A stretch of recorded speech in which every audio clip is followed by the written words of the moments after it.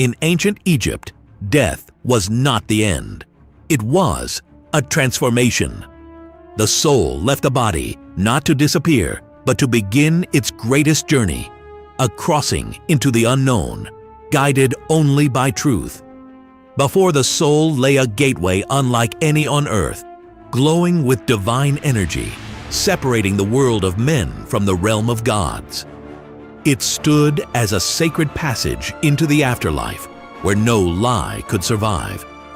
Alone, the soul approached the edge of the Duat, the Egyptian underworld. The air was thick with silence. Shadows moved without shape. Here, judgment awaited. From the darkness stepped Anubis, guardian of the dead. His jackal gaze met the soul's, and without a word, he gestured forward. The journey had begun. They crossed the river of night, a black, mirrorless current reflecting no stars, no moon, no memory. Around them, the desert whispered the names of the forgotten. At the gates of the Hall of Two Truths, the soul stood alone. Its past clung to it like dust, invisible but unshakable. This was the moment everything would be revealed. From the shadows, Anubis watched. He did not speak, did not move. His gaze was steady, eternal, demanding nothing but truth. In the center of the hall, a great golden scale floated in divine stillness. It did not measure weight, but justice, the essence of a soul. Upon one side, the soul's heart was placed, glowing red, pulsing not with life, but with memory. Every act, every secret, every thought lived there. Opposite it, the feather of Ma'at descended, light as air, perfect in form. It was the standard by which all truth was measured, the symbol of cosmic balance. Then they came, the 42 judges of Ma'at. Cloaked in gold, ageless and silent, they rose from their thrones. Their gaze was not of anger, but of truth refined through eternity. The soul stood before them without defense. They saw not skin or shape, but essence.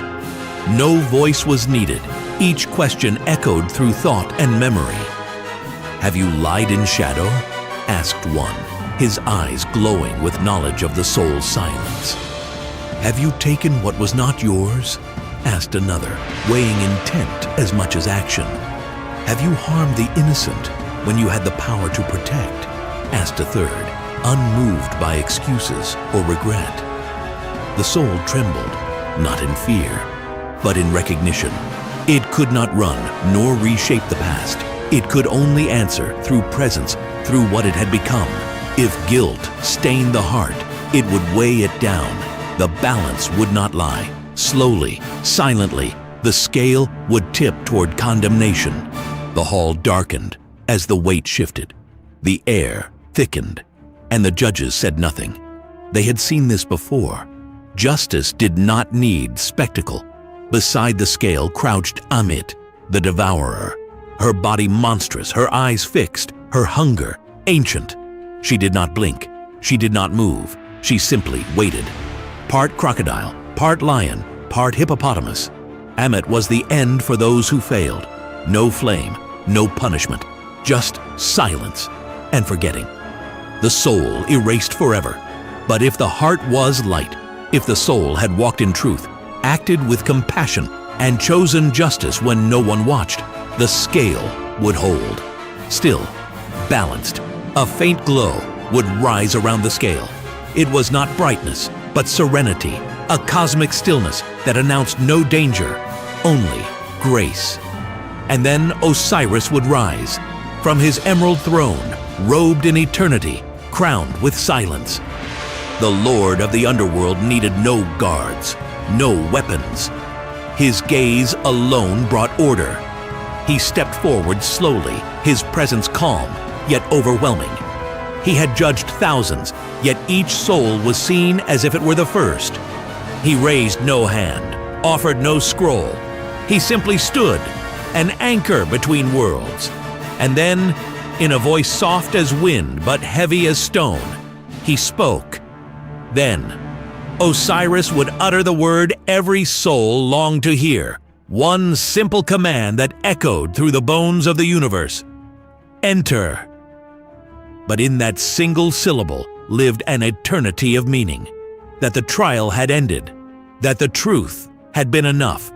That peace had been earned. The silence that followed was not empty. It was sacred.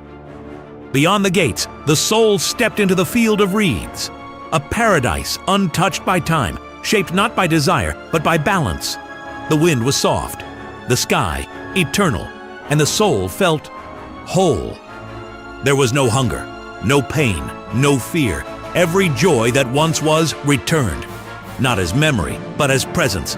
It was not reward, it was reflection. All that was broken had been mended. All that was lost had returned in silence and light. The soul no longer sought. It simply existed, free.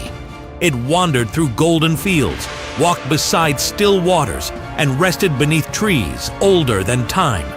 It remembered its life, not with regret, but with peace. But not all souls passed. The gates did not open for power, not for beauty, not for fame. Only for those who had walked with truth in quiet places. A mirror in which the soul faced itself, where no mask could remain and no falsehood could survive. Here, wealth meant nothing. Power vanished. All that mattered was the balance of the soul. And when balance was achieved, the soul rose, not to forget, but to become eternal. Osiris returned to stillness. The scale remained. And the Duat awaited the next name to cross its threshold. Judgment never ended. It lived in the silence between heartbeats, in the echoes of our choices. This was the Judgment of Osiris, not a myth, but a mirror, not a threat, but a reckoning. It asked not who you were in life, but how you lived. And for those who walked in balance, it promised not oblivion, but eternity.